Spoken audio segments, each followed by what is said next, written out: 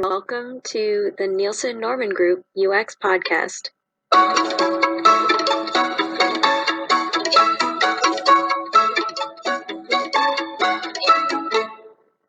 I'm your host, Therese Fessenden, and I am a user experience specialist at Nielsen Norman Group, also known as NNG.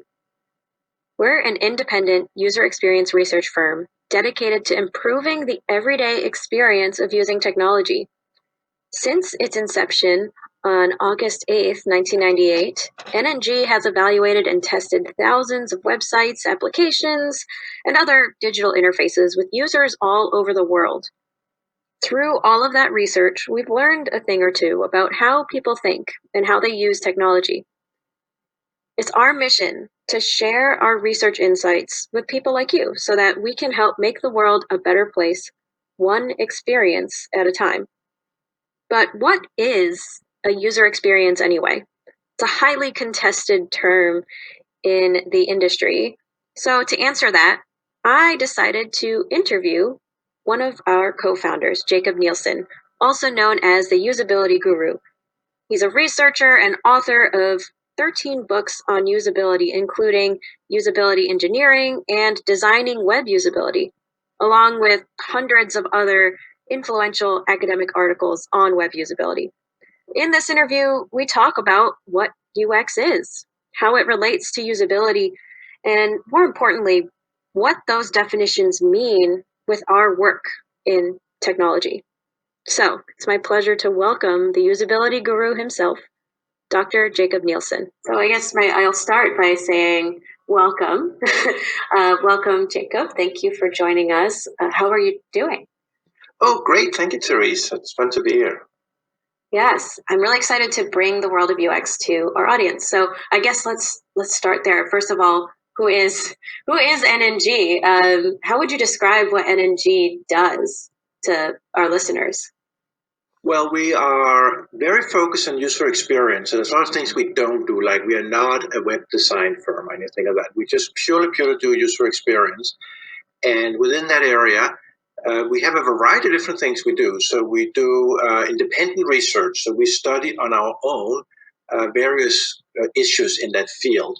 And this is independent research we fund ourselves. That means that we can say whatever we want, anything we find, we can just say, even if it's a famous company and we want to say their website is terrible or their work or a technology that everybody is promoting. I particularly remember back in, this is a long time ago now, but back when all the big telephone companies in the world were pushing very heavily these WAP phones or WAP.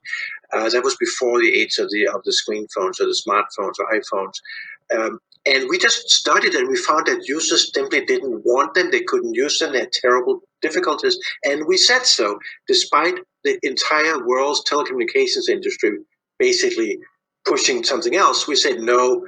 Actual studies of real people shows it's the wrong thing to do. So I said WAP stands for wrong approach to portability. And that was the finding. And so we were able to say so because we weren't dependent on funding from anybody. So that's the first thing we do, independent research. The second thing we do is kind of easy to explain. It's consulting. So we'll help clients in making their design better or their processes better or something like that. And then we do training, which is that we basically teach people how to do user experience. We have a conference series, which is virtual on the internet, so people from anywhere in the world can attend. We also do it in-house with clients. And so actually, and then one more thing we do is that we just publish a lot of user experience information. So, I mean, of course, this podcast is one, but we also have other media forms. We have a lot of articles on our website. We have more than 1,000 articles on our website for free for anybody to read. We also have a popular video series on YouTube. And so there's a lot of different ways in which people can find out all this information that we've discovered through that independent research. Yes, and I think you've really nailed it. And that's something I'm very excited to be part of this company and to contribute to this growing body of research that is readily available to the world. I guess this is where I'd love to ask the $1,000,000 question. What is UX? How would you define what UX is? Well, we have a definition actually on our website that comes from Don Norman, who was this other co-founder of the company, he actually made up this term user experience back when he worked at Apple. And so we used that definition also when we started Nielsen Norman Group, which is that user experience is the totality of the user's interaction with the company. So it's the user interface on the screen for sure, but it also would include a lot of other things such as customer support, customer service, manuals, instructional information. Even the marketing will set the stage for users' expectations when they open up a piece of software or go to a website the first time. So all of these things are really the total user experience. Absolutely. And that's something I'm fascinated by. And I guess I'm also curious how, you are known as the usability guru. And I think oftentimes people associate UX with usability.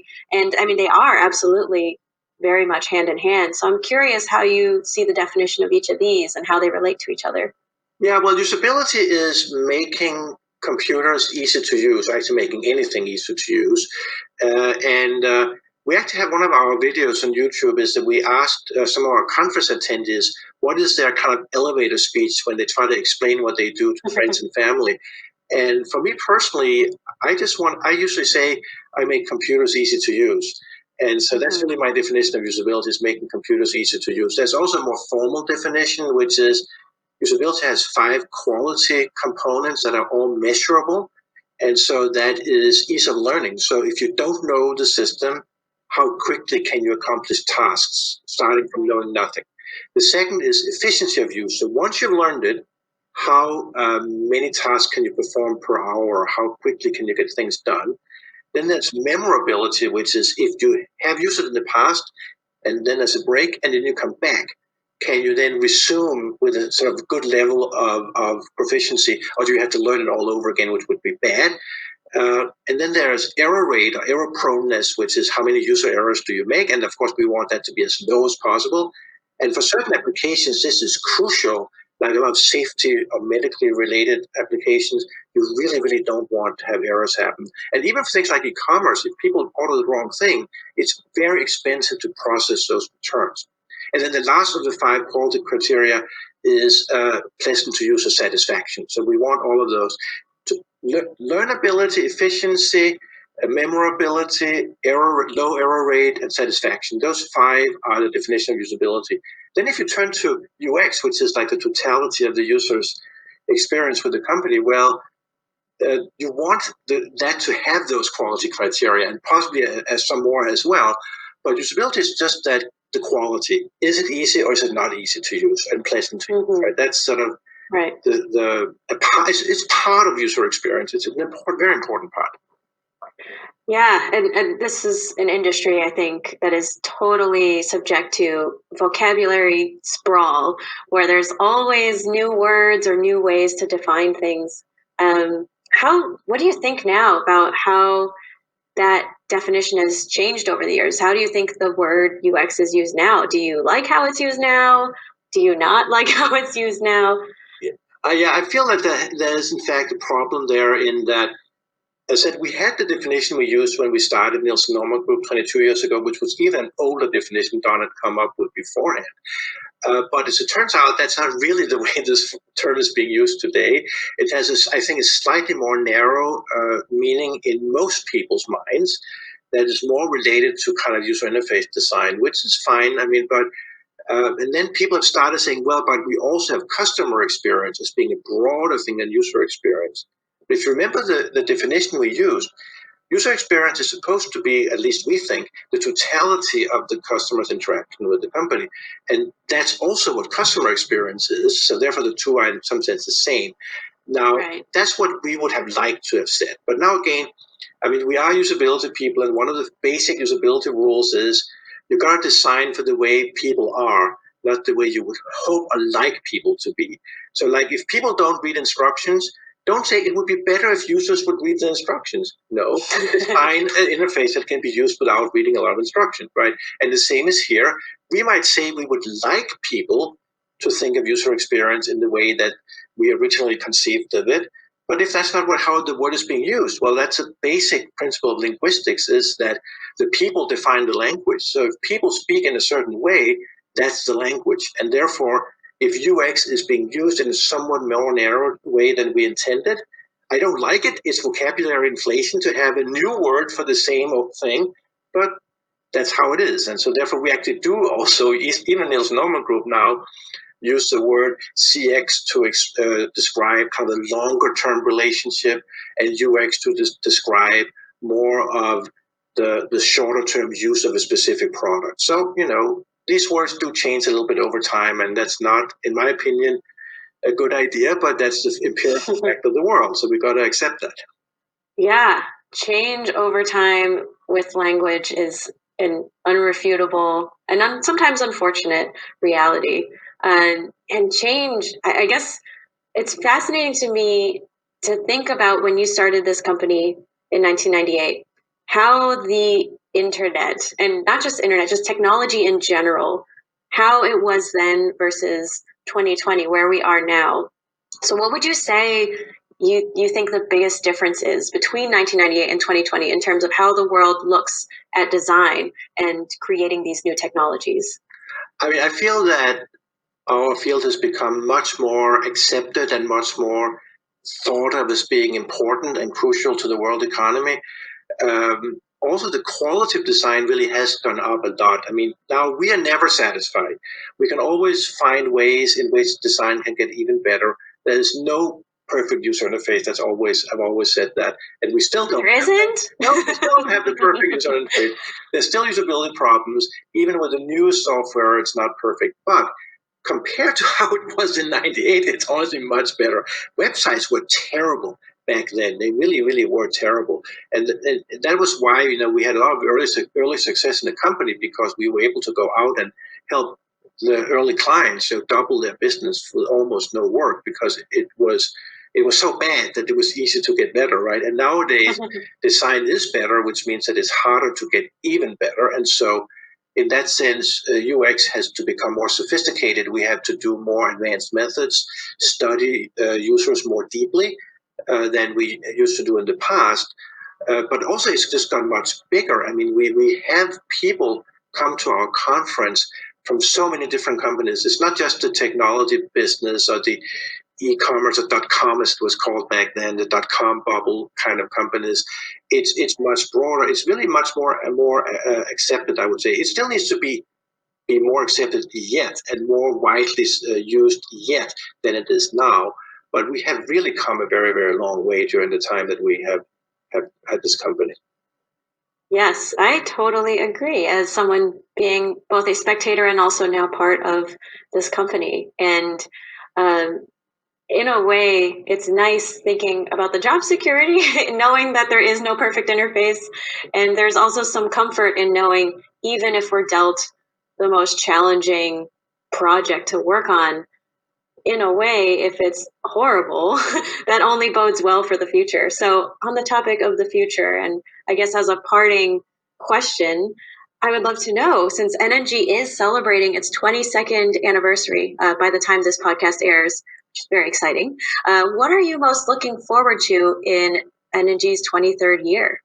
Well, I think there's many things that are exciting, and there are definitely interesting, exciting technologies that are coming out, and we have a lot of more use of video than we ever had. We didn't have any video really in the early days, and now it's very big, and we have communication technologies and so forth.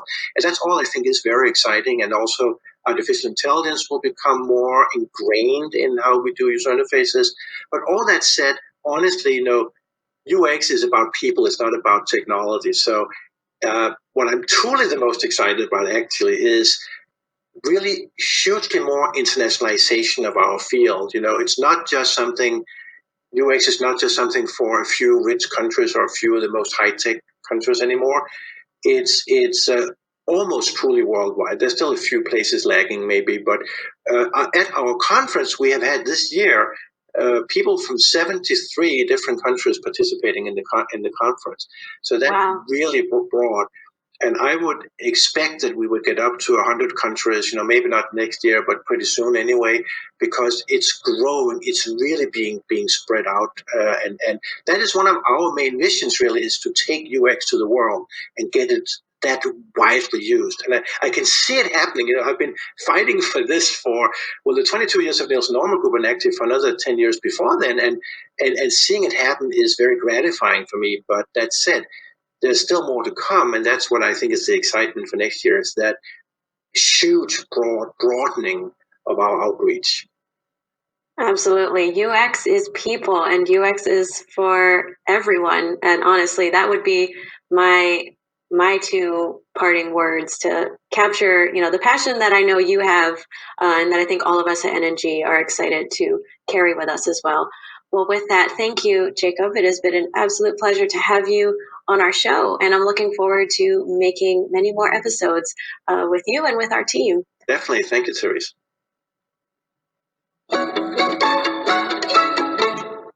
Thanks so much for listening to our very first episode of the NNG UX podcast.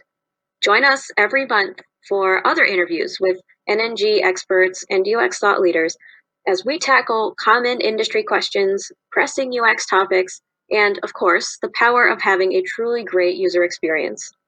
If you like what you hear and want to support the work that we do, please hit subscribe on the podcast platform of your choice.